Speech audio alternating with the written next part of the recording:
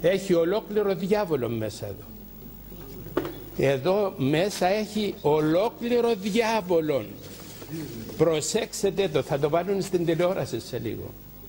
Μην πάτε και το αγοράσετε. Ποιου να το φωνάξω, ποιου να το πω.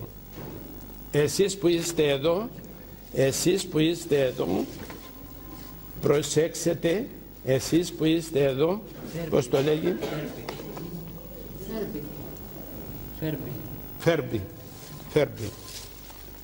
Ονομάζεται. Τούτο, εάν εγώ του αγγίσω, θα μιλά τώρα. Και προσέξτε, είναι ολόκληρος κόλασης μέσα σε αυτό το πράγμα. Τα παιδιά θα πάνε οι γονείς οι ανόητοι και μόλις το δουν και μιλά, θα σου λέει, πάω να το πάρω για τα παιδάκια μου. Και αυτά θα δαιμονιστούν.